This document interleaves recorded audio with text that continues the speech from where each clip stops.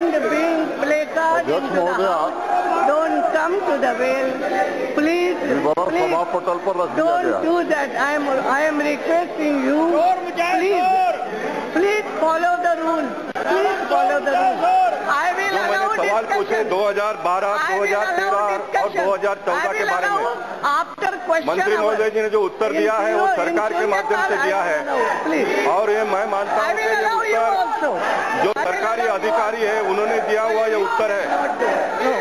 CAG के report के मुताबिक 2012 और 13 और 14 में रेल प्रशासन को 23,643 करोड़ रुपए का घाटा हुआ है और अध्यक्ष जी ये जो घाटा हुआ है ये रेल मंत्री के जो जवाबदार अधिकारी है उन्होंने सही समय पर सही निर्णय न लेने की वजह से ये घाटा हुआ है और मंत्री महोदय जी ने उत्तर दिया है वो उन्होंने पूरा ओवरऑल उत्तर दिया है। ये कार्य पद्धति है ये मैं मानता हूं, लेकिन मैं चाहूंगा कि आने वाले दिनों में हमारे सम्मान्य मंत्री जो सीएजी ने जो रिपोर्ट दिया है हमको 2012, 13 और 14 में देश को 23,643 रुपए का घाटा हुआ है।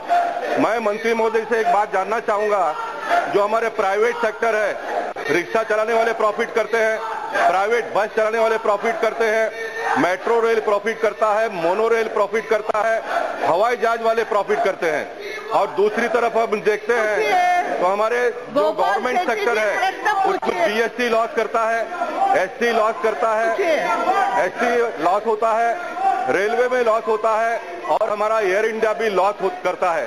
तो गवर्नमेंट सेक्टर में सभी जगह पर लॉस होता है और प्राइवेट सेक्टर में सभी जगह पर प्रॉफिट होता है। इतना ही नहीं, प्राइवेट सेक्टर में लोग प्रॉफिट करके गवर्नमेंट को टैक्स भी देते हैं। मैं एक बात को जानना चाहूंगा, ये लोकसभा में हम बिल पारित करते हैं देश के जनहित में, लेकिन राज्यसभा में पास नहीं होता है। अध्यक्ष जी, मुंबई में रेलवे मेट्रो रेल के बारे में हमारे सम्मान्य सांसद किरीट सोमैया जी ने बहुत बड़ी लड़ाई लड़ी, लेकिन मेट्रो रेल के बारे में जो एफएफसी फेयर फिक्सिंग कमेटी होता है उन्होंने एक रिपोर्ट दे दिया और उस रिपोर्ट को सुप्रीम कोर्ट ने भी मान्यता दे दी है। तो एक जगह पर प्राइवेट सेक्टर की ये हालत है और गवर्नमेंट सेक्टर में लोकसभा में पारित किया हुआ प्रस्ताव भी राज्यसभा में पारित नहीं होता है। तो हम देश को आने वाले दिनों में कैसा आगे बढ़ाएंगे? मैं सम्मान्य मंत्री महोदय जी से पूछना चाहूंगा, जो गलत काम करते हैं उनके ऊपर शिक्षा होना ही चाहिए। जो सीएजी ने जो रिपोर्ट दिया है 2012, 13 और 14 में देश को 23,643 करोड़ का जो घाटा हुआ है, सम्मान्य मंत्री महोदय जी एक उचित कमेटी को गठित करते हुए ऐसे दोषी अधिकारियों के ऊपर कार्रवाई करेंगे क्या? बस भाषण नहीं होता। माननीय सदस्य ने मुख्यतः जानना चाहा है रेलवे की जो आमदनी है, तो निश्चित रूप से पैसेंजर सेगमेंट में भारतीय रेल को और सबअर्बन सेक्टर में ज्यादा नुकसान है और गुड्स ट्रैफिक ही हमारी मूल आमदनी का स्रोत है। उनकी बात से मैं सहमत हूं कि लोकसभा में बिल पारित होने के बाद राज्यसभा में रुक जा रहा है, ये देश के लिए और देश के आर्थिक विकास के लिए चिंता का विषय है और मैं समझता हूं कि इस पर पूरा सदन विचार करेगा और देशवासी भी विचार करेंगे। ये जो कुछ हो रहा है पिछले 10-15 दिनों से, निश्चित रूप से ये देश के विकास में व्यवधान पैदा करने की एक साजिश है और जिसकी जितनी निंदा की जाए मैं समझता हूं कम है। लेकिन जो माननीय सदस्य ने सीएजी रिपोर्ट की बात कही है, निश्चित रूप से इस विषय पर गंभीरता से विचार करके क्या कार्रवाई की जा सकती है हम देखेंगे। अध्यक्ष जी, संक्षिप्त में पूछूंगा। अध्यक्ष जी, आजादी के 68 साल के बाद में भी देश के सारे नागरिकों को आज भी रेल की सुविधा मिलती नहीं है। तो मैं मंत्री महोदय जी से संक्षेप में बात पूछना चाहूंगा, जैसे कोंकण रेलवे हमने बनाया तो कोंकण रेलवे आज अच्छी चल रही है, लोगों को अच्छी सुविधा मिल रही है।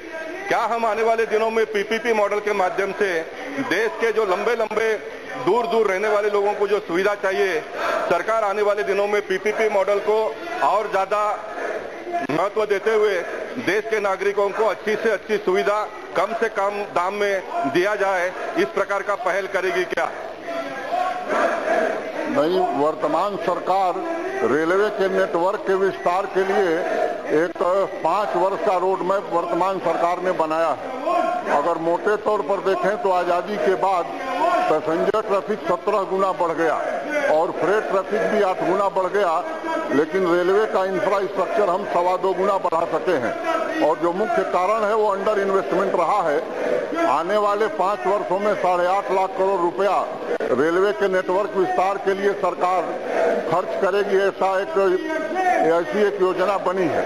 लेकिन पीपीपी मॉडल के अंतर्गत भी अधिक से अधिक भारतीय रेल में निवेश हो, इसके लिए निश्चित रूप से ऐसी पॉलिसी हम बना रहे हैं कि जो लोग निवेश करना चाहते हैं वो फ्रेंडली हो और उनको भी लगे कि नहीं इसमें हमारा भी हित है। तो भारतीय रेल पूरी तरह से पीपीपी मोड में अधिक से अधिक निवेश हो, इस दिशा में नए नए उपाय कर रही है। श्री उदय